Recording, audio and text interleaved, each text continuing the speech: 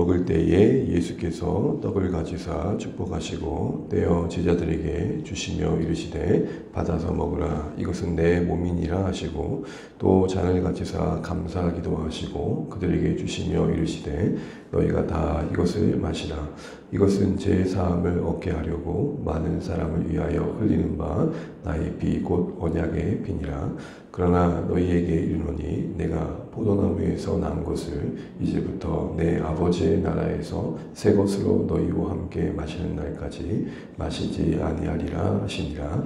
이에 그들이 찬미하고 감난산으로 나아가니라. 아멘.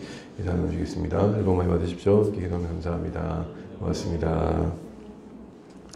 어제 성찬 예배로 드렸습니다. 하늘 소망을 격려하는 성찬이라는 제목으로 오늘 본문의 말씀을 나눴는데요. 성찬은 예수님의 그 죽으심을 묵상하는 자리입니다. 말씀의 빛 아래서 성령의 도우심 중에 우리의 영혼에 힘을 주시는, 우리의 영혼에 은혜를 주시는 하나님의 방편이죠.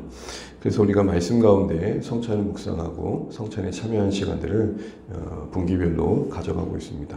어제는 오늘 본문을 두면서 세 가지 정도를 살펴봤던 것 같습니다. 첫 번째로 오늘 예수님의 성찬을 제정하신 현장에서 눈에 들어오는 것은 26절에 그들이 먹을 때에 라고 되어 있는 그 부분에서 그 먹음이, 그 식사가 유월절 식사였다는 것과 예수님의 성찬을 제정하신 그 자리가 유월절을 배경으로 이루어졌다는 것이죠. 우리가 잘 아는 것처럼 유월절은 이스라엘의 애굽에서의 구원의 날을 기념하는 것입니다. 출애굽이 상징하는 바와 같이 죄와 사망에서 우리를 출애굽시키시는 예수님의 구속의 사역을 예표하는 거였죠. 다시 말해 예수님은 유월절에 어린 양으로서 이스라엘을 건지신 해방하실 때 문설주와 문인방에 뿌려진 피를 보고 죽음의 사자가 넘어갔듯 또 그것이 결정적인 사건이 되어서 이스라엘의 구원을 받았듯 예수님의 십자가의 피가 우리를 구원하시는 근거가 됨을 우리가 생각해 봤습니다. 그래서 고린도전서 5장 7절에 예수님을 우리의 유월절 양 곧 그리스도께서 희생하셨다. 그래서 우리가 누룩 없는 자가 되었다라고 말씀하시죠. 오늘 본문에도 28절에 보게 되면 그 예수님의 피가 그냥 피가 아니라 언약의 피다.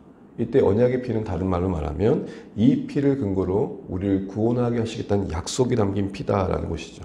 그래서 신자된 우리에게는 이 약속의 신뢰 위에 서는 게 중요하다 그랬습니다. 그래서 적용적인 차원에서 우리의 삶에 올리는 의의 후심경을 늘 무장해야 된다. 호심경이 상징하는 바가 뭡니까? 우리 가슴 보호하는 장비죠. 악한 자는 쉼없이 우리 마음의 곳곳을 공격합니다. 그 가운데 정죄와 숭사와 의심과 두려움과 불안과 설명할 수 없는 다양한 계략으로 우리의 신자된 삶을 무너뜨리려고 합니다. 그럴 때마다 우리는 항상 그 자체와의 싸움이 아니라 두려움과 싸우고 정죄와 싸우고 그래서 우리 안에 이런 모든 마음을 우리가 다 싸워가는 게 아니라 의로 예수님의 피 흘리신 그 은혜 안에 약속된 구원과 사랑과 하나님에 대한 신뢰 속에서 그 모든 것들을 대할 필요가 있었던 것이죠. 그래서 우리는 이 의의 후심경으로 무장된 신앙의 삶을 살아가는 데 있어서 우리가 좀 깨어 있어야 된다는 것입니다. 우리는 자신감의 후심경, 헌신의 후심경, 열심의 후심경이 아니라 예수님의 은혜의 후심경으로 우리를 무장하며 살아가야 된다는 것을 살펴봤습니다. 두 번째로는 떡과 잔을 가지고 축복하고 감사하셨죠.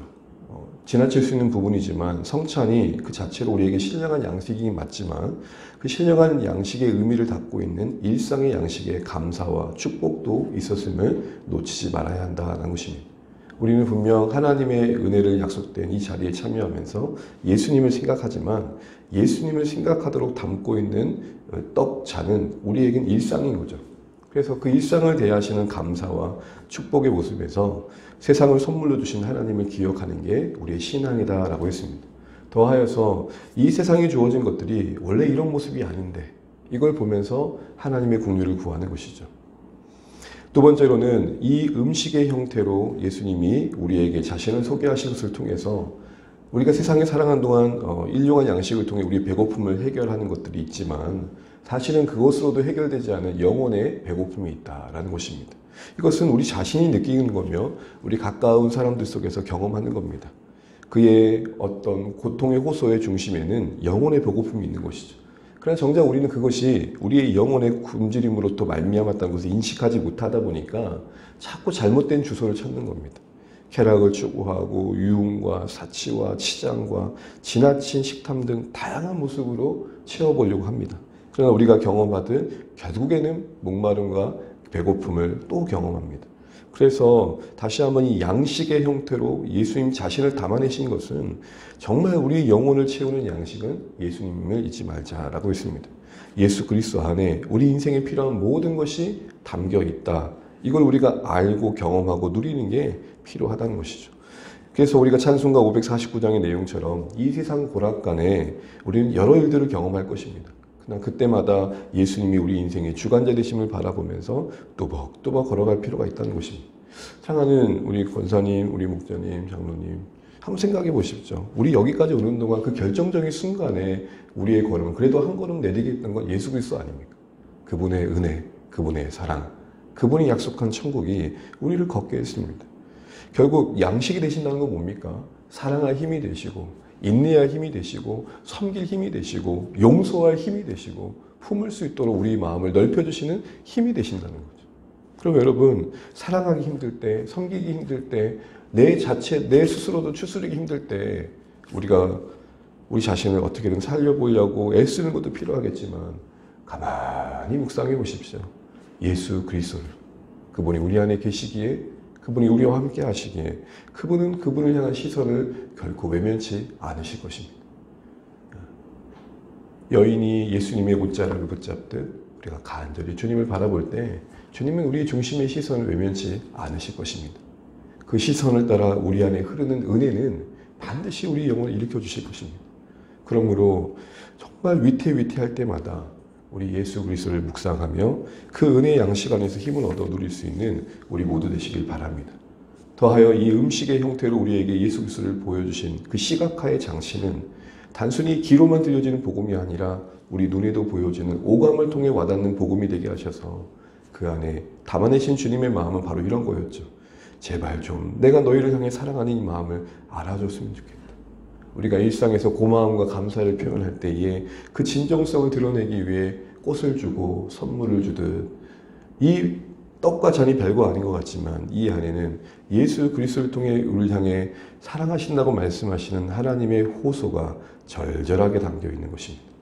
말로만 아니라 떡과 잔으로 드러내신 이 시각화된 복음 앞에서 우리는 다시 한번 우리에게 의심치 말라고 온전히 그 사랑 실현하라고 말씀하시는 하나님을 기억해야 된다라고 했습니다. 마지막으로 이 땅에서의 성찬은 단순히 여기서만 머물 것들이 아니라 하늘의 잔치를 바라보게 하는 마중물과 같은 역할을 한다는 것을 기억하자고 했습니다. 우리 29절 말씀 다시 한번 읽고 이제 마쳐보겠습니다. 29절입니다. 그러나 너희에게 이르노니 내가 포도나무에서 난 것을 이제부터 내 아버지의 나라에서 새 것으로 너희와 함께 마시는 날까지 마시지 아니하리라 하시니라. 아멘. 포도나무에서 난 것이 뭡니까? 성찬의 포도주를 말하죠. 이는 교회에서 시행하는 성찬의 내용, 성찬을 상징하는 것. 마시지 않는다는 것은 이 땅에서의 성찬에 대해, 이 땅에서 하나님께서 우리에게 주신 은혜의 방편에 대해서 작별을 고할 때가 있음을 말씀하십니다. 그런데 그것으로 끝나지 않고 약속하시는 바가 아버지 나라, 완성될 천국에서 먹고 마실 새 것이 있다라는 것입니다. 이때의 새 것은 이 땅에서의 포도주와는 비교할 수 없는 기쁨이며 행복이며 주님과의 사귐에서 누릴 수 있는 놀라운 평강인 것이죠. 이걸 통해 우리에게 약속하시고 또 원하신 바가 무엇이었습니까? 이 땅에서 성찬을 통해서 은혜를 누리고 이 땅에서의 순례 여정을 걷는 신자들에게 그 시선을 여기서만 머물지 않게 하고 천상으로 향하도록 하시는 하나님의 마음이 있음을 보았습니다. 우리는 분명 이 땅에서의 모든 예배와 참여했던 모든 성찬에 대해 작별을 고할 때가 올 것입니다. 어쩌면 내 생애의 성찬을 맞이할 그날이 분명히 올 것입니다. 그러나 그것이 절망이 아닌 것은 이 땅에서는 비교할 수 없는 새 것으로 말씀하시는 저 천국에서의 완성될 이 성찬에서 바라봤던 그 주님과의 온전한 사귐이 우리에게 약속되어 있다는 것도 말씀하십니다. 작별을 고하는 이별은 있지만 더 온전한 만남의 재회가 있다는 사실 때문에 이 땅에서의 이별이 그리 아쉽지만은 않은 것이죠. 신자들에게 그래도 주신 은혜가 뭡니까? 모두에게 두려움인 죽음이, 그 죽음의 문 뒤에 우리에게 약속된 그 놀라운 복된 날들이 있기에 조심스럽지만 이 죽음의 문을 그래도 열 수 있는 우리에게 은혜가 있다는 사실이죠. 사랑하는 주 안의 가족 여러분, 우리 언젠가 작별을 구할 때가 있을 것입니다. 그러나 그 작별이 영원한 작별이 아니라 재회, 새 것으로 주님과 다시 한번 만날 약속이 주어진 것을 기억해야 되겠습니다. 더하여 이 안에는 또 어떤 의미가 있었습니까? 성찬의 은혜가 절실한 우리의 현실이 반복될 수밖에 없는 오늘의 우리의 삶이지만 내가 성찬의 은혜에 힘입어 누군가를 용서하고 성찬의 은혜를 힘입어 거룩을 다짐하고 성찬의 은혜를 힘입어 죄와의 싸움을 결정짓지만 결국은 또 마주할 수밖에 없는 우리의 현실, 또 넘어진 우리의 모습을 보일 수밖에 없는 이 반복의 은혜의 필요성을 경험하는 우리의 현실에 낙심하지 말라는 겁니다. 왜요? 그것과 비교할 수 있는 온전한 주님의 사귐 안에서 만날 날이 있기 때문이죠. 결국 그런 의미에서 이 땅에서 성찬은 휴식이며 주님과 함께 새 곡수로 마실 성찬, 하늘의 성찬은 안식인 것이죠.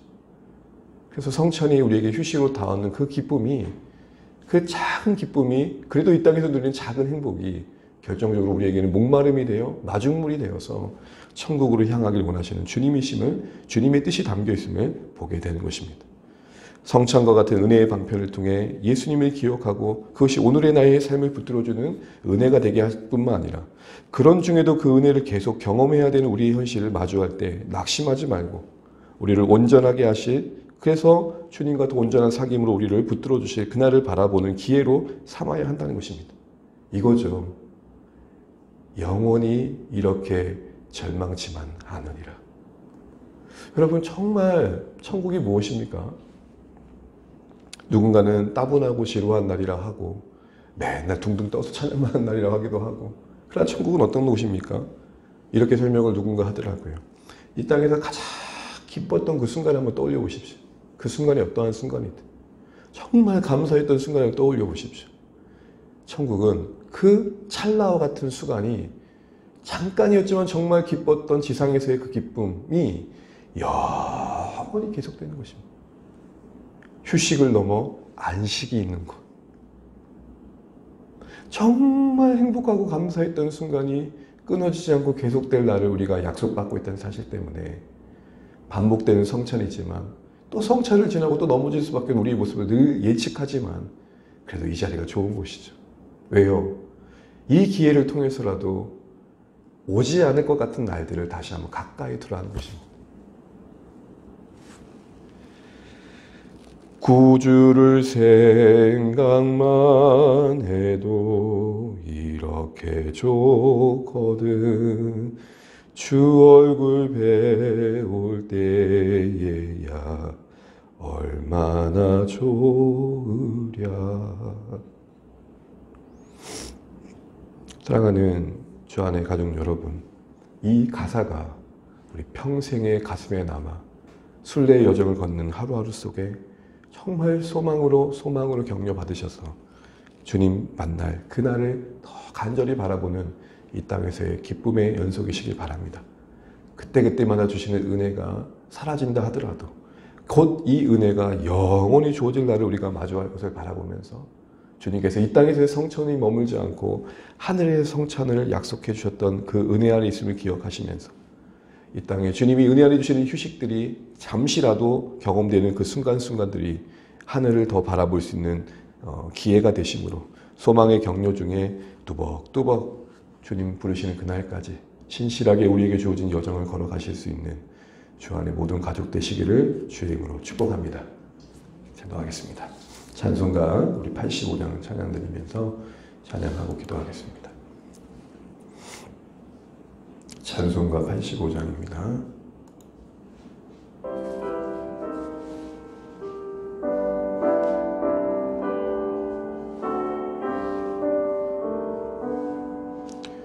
구주를 생각만 해도 이렇게 좋거든.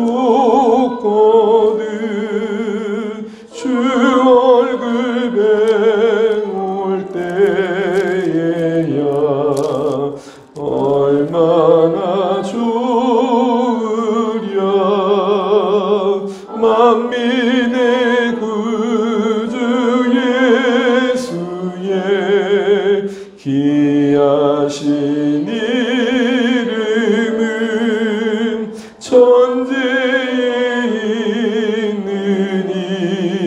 기름 주 귀할 데 없도다. 참에게 아는 자에게 소망이 되시고 구하고 찾는 자에게 기쁨이 되신다.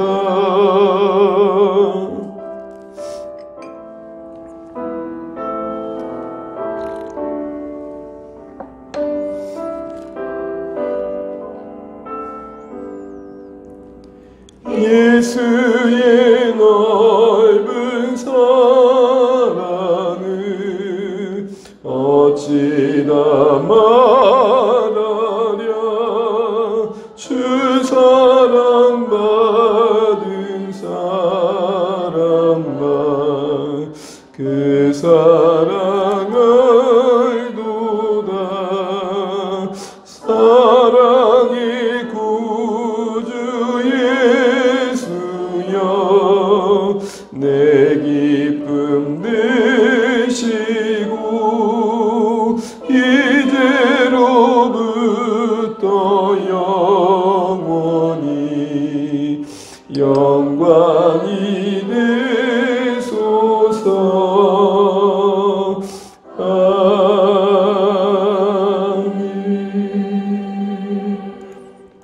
네, 오늘도 주신 말씀 붙들고 기도하겠습니다. 하나님, 성찬 예배 때 우리가 주셨던 말씀을 기억합니다. 늘 의에 오신 영을 무장되게 하시고 일상에서의 감사와 하나님의 공의를 구함이 있게 하시고 음식의 형태로 양식을 주신 주님의 마음 기억하면서 예수님이 우리에게 양식됨을 잊지 않게 하시고 고나고 지칠 때마다 주님을 묵상하게 하여 주십시오. 특별히 이 땅에서의 성찬을 통해 천상의 성찬을, 만찬을, 잔치를 바라보게 하신 하나님, 우리에게 약속된 새 것을 더 기억하면서 이 땅에서의 그래도 허락하신 은혜 안에서 더 천국을 바라볼 수 있는 소망이 우리 가운데 있기를 소원합니다. 주님을 더 깊이 생각할 때마다 주님을 더 온전히 배울 날이 그리워지게 하시고 이 땅에서 지쳐 그래도 주시는 은혜 안에 거할 때마다 그 휴식과 같은 시간들이 영원히 주어질 안식의 날을 바라보는 소망의 시선이 우리 가운데 회복되어지게 하시고 우리가 기념하는 성찬을 속에서 주신 이 은혜들이 우리 가운데 누려질 수 있도록 기도하시면 좋겠습니다. 주안의 가족들이 계속해서 말씀 안에 하나 되어지고 올 한 해도 순종의 걸음을 걸음으로 하나님이 허락하신 영혼들을 만나며 섬길 수 있는 공동체가 되도록 기도해 주십시오. 다음 세대를 위해 사랑하는 가족들, 특별히 이제 우리가 와락을 앞두고 하나님 주변을 살피는 중에 섬기며 초청할 우리 VIP들을 생각나게 하시고 우리가 그래도 작은 손길 또 움직여서 주님께로 인도하는 걸음들을 우리가 결단할 수 있도록 VIP를 작정할 수 있도록 기도해 주시기 바랍니다. 특별히 방학 시간을 보내고 있는 우리 자녀들이 잘 보내게 하시고 졸업과 새로운 출발들 가운데 은혜 있도록 기도해 주시기 바랍니다. 우리 또 각자 또 기도 제목까지 기도하시고 오늘 한 해도 주님 안에 승리하시는 때가 되시면 좋겠습니다. 같이 기도하시겠습니다. 하나님 은혜를 감사합니다. 우리가 오늘도 주의 긍휼하심과 은혜를 바라봅니다. 오늘 이 땅에 살아간 날 동안 우리가 주님 그 나라의 소망함이 더 새로워지게 하시고 그 소망의 시선 가운데 우리의 하루하루를 살아낼 수 있도록 은혜를 부어주십시오. 주님을 생각할 때 그렇게 참 좋은데 주님을 만나게 될 때 얼마나 더 좋겠습니까? 하나님 이 땅에서의 그 기쁨들이 천국을 소망하는 단서가 되게 하시고 기회가 되게 하셔서 주의 은혜로 채워져가는 우리의 한 날이 되게 하여 주십시오. 하나님 우리에게 성찬을 통해 더 천국을 소망하게 하시는 하나님 그래도 주시는 그 은혜 안에 우리가 안식을 영원한 안식을 우리에게 누릴 것을 바라보고 하시고 감사합니다. 주여 소망을 우리에게 허락하여 주십시오. 사랑하는 우리 주안의 가족들의 삶을 기억하시고 우리가 하나님 말씀 안에 하나 되게 하시고 걸음을 걷는 가운데 주의 은혜를 누리게 하여 주십시오. 아버지 하나님 우리 육체가 지쳐있고 심령이 아파하는 사랑하는 손님을 기억하여 주시고 하나님 그 분별증으로부터 자유케 하여 주시고 심신의 염려로부터 자유케 하여 주십시오. 하나님 우리에게 은혜를 베푸셔서 우리에게 함께 하신 주님의 손길을 경험하게 하십시오. 사랑하는 가족들과 VIP들 그리고 하나님 사랑하는 자녀들 세대 속에서 주의 은혜를 누리게 하여 주십시오. 주님 우리를 불쌍히 여겨 주시옵소서. 감사합니다.